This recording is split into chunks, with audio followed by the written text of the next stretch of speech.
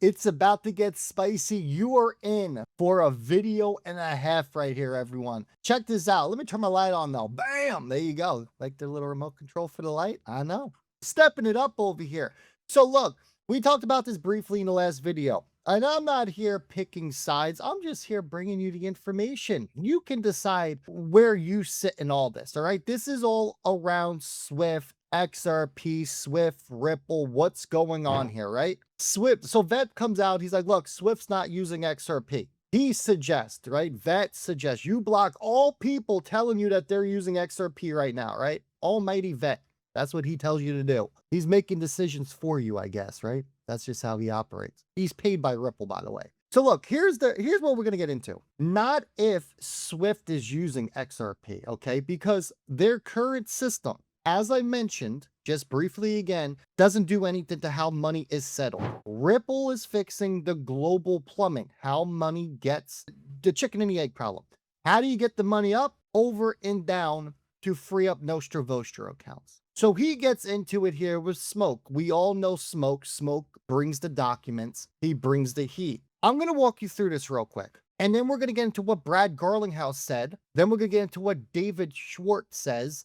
And then I want you to make your own decision, right? I'm Switzerland here. You know my stance on it. Swift, what they just did wasn't really an upgrade. They don't address the Nostra Vostra accounts. I believe XRP will sit as a layer within these other legs with your different connects, right? So he goes on and he's asking for documents. So people start dropping documents from Smoke, where Smoke finds, he finds these crazy documents that are out there from presentations, websites, company PDFs, Q1, quarterly reports. I want to just say Q1. So Vet quotes Tom.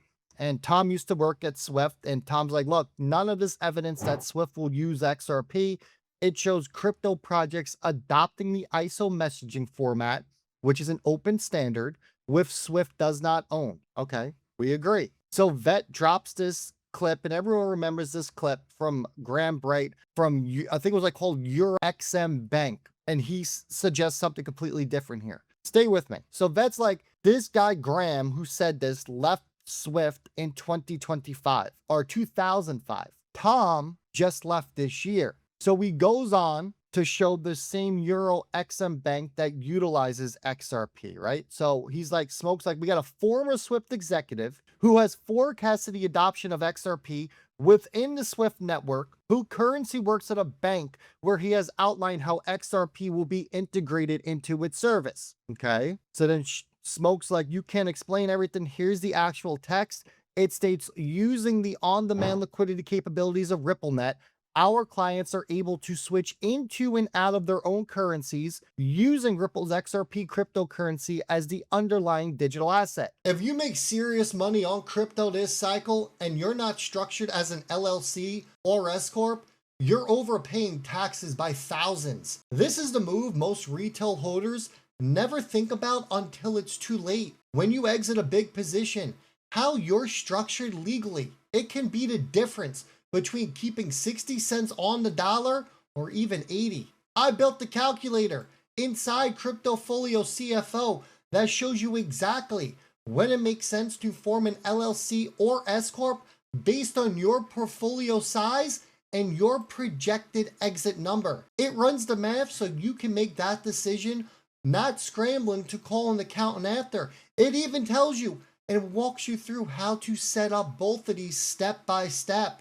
This feature alone, it could save you more than the app costs for life. Free 7-day trial right now. The supply of demand for liquidity is effectively almost unlimited. The switches into and out to of XRP, they take place almost immediately. So that's like, the problem is navigating your screenshot salad. The guy you're quoting left Swift in 2005, whom you listened to versus a CIO of Swift from this year. Why? Because you got selection bias. Not even counting that none of this you're highlighting has anything to do with XRP or the XRP ledger. And Smoke's like, what's delusional is to quote a person who has nothing to do with the system at hand, taking his opinion and providing it as your evidence. So Smoke's like, look, I had enough of this. You're telling me my documents Have nothing to do with Swift, have nothing to do with Ripple, have nothing to do with XRP. So what does Smoke do? He comes out and he drops the holy document, a Swift slide that was out there talking about the context. You can see it, laying everything out. Directly in the middle of this, you see Ripple mentioned. Now, this ended the conversation between Smoke and Vet. I mean, Vet said nothing back. I mean, this is kind of just like the mic drop moment, right? You see it on your screen, a document from Swift with Ripple sitting in the middle, local bank to local bank, and a local bank can go up and down. I mean, what do you all think? But then this goes back to talking to that Vet saying stuff about this guy from Euro XM Bank and like, it's not a real bank, they're not a real company, they have nothing to do with it. But the interesting part here is that David Schwartz mentions that Euro XM Bank was using Ripple and XRP. So you got Vet out here telling you that this guy from Euro has nothing to do with it, that nothing to do with Ripple, XRP, or Swift, and this guy used to work for Swift. And then David Schwartz was out here because this all comes from the court document where Schwartz was asked, I believe Mr. Terrarino was the SEC's lawyer, and he was asked, the question was, as far as you know, are banks using XRapid products today? And Schwartz at the time was like, our primary customers are not banks or not bank financial institutions, the payment and payment providers. But then he went back on record to say he didn't remember anyone at the time, but he did forget to mention Euro XM Bank, who was using XRP today. The same Euro XM Bank where the guy Graham here was talking about it, who used to work for Swift. You see what I'm saying here? I mean, his story gets crazy. And it comes down to you're either on Team A or Team B. What side are you on, right? But I do want to remind you, now before I play this clip from Garlinghouse, okay, the current, and I want to stress this enough because I already see the FUD coming out. Rip says that, hey, Swift is using XRP. No. Rip never said that. Rip said that Swift never did anything to the system here. What Ripple is trying to improve, the notion of how money is moved, how money is settled, because Swift didn't touch that. Even with Swift's new front-end system, which is just a pretty little face as we described in last video, they still didn't solve the 27 trillion sitting out there. They didn't do anything with settlement. So Swift's new system does nothing with settlement. That is the missing piece. Where does Ripple come into play?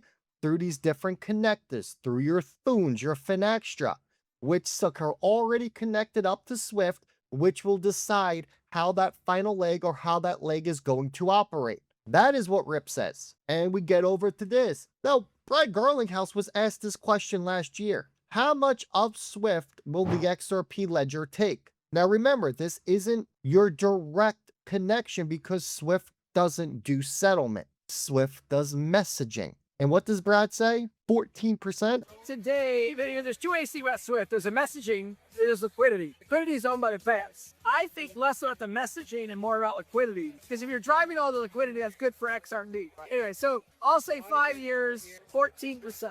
There you go. And that was very important what he said. Your liquidity is owned by the banks. Swift is messaging. Messages do not carry liquidity. Messages carry little paper notes that you pass around like you were back in high school. You know, tap it on the kid's shoulder in front of you, go past the note to go past the note to go past the note to the person in front of you. Remember that? Yeah, I remember that. So once again, this all leads us back to what side are you on, right? Swift, nothing to do with the settlement of money. Swift is a messaging platform for these banks, for the banks to communicate with each other, letting them know, hey, I got this person over here, wants to send money over here. Knock, knock. I need some capital. Ripple, the liquidity side, the layer, the connector, the ISO compliant. They've been building for that since day one. Very interesting. And I'm telling you, it's a very interesting, let me call it call it what you want. Obviously, they don't like each other. I think it's very clear. Smoke has a lot of documents, a lot of research that he does and he puts out there, especially slides like this. Now, but I just think, and here's my honest take. I think the whole Swift is using XRP is just taken the wrong way. Because when you look at it, Swift does nothing with settlement, instant settlement. They're still using the same old system. Nothing was improved from the 70s. You see what I'm saying here? And let's not forget, Ripple's been aligned with the ISO message, or the ISO format, excuse me, since day one. Wi-Fi here. In today's payment world, the standards are really different around the world. So if you're using the system or TIPS in Europe or Fed in US, you follow a different protocol. In addition, the data that you can transfer, the richness of that data is really limited.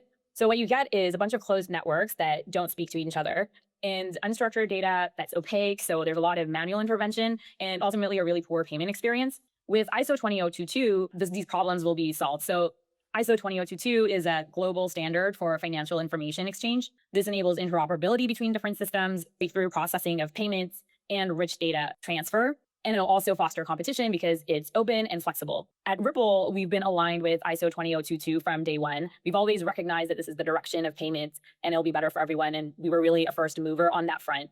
We've also joined the standard body to help contribute to how payments will shape in the future. Going back to your point around security, Ripple's also really committed to the highest standards in safety, privacy, and security.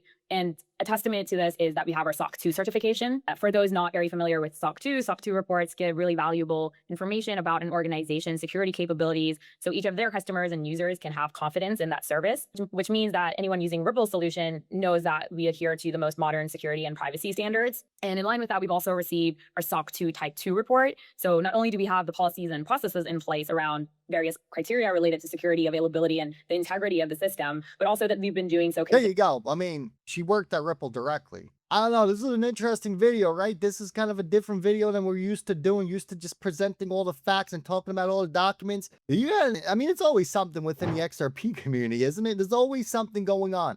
You got someone who works and is paid from by Ripple or even paid for by the XRP. I don't know. He's paid for someone. I don't know if Ripple pays him directly or if they funnel money to the Ledger Foundation and they pay him to come out here and post all this stuff, who's telling you that Swift isn't using XRP, which is essentially right. It will be used through a middle layer, through a middleman to free up because Swift didn't do anything with the Nostra Vostra problem. And you got Smoke who's dropping documents who's saying that this isn't the case. It's like, what side are you on? I know what side I'm on. I'm on side XRP, and I know we're going to go above all-time high, and we will see a higher price on XRP. That's the team I'm on. I know you're on that team as well. Hit that like, subscribe. I'll see all y'all on the next one.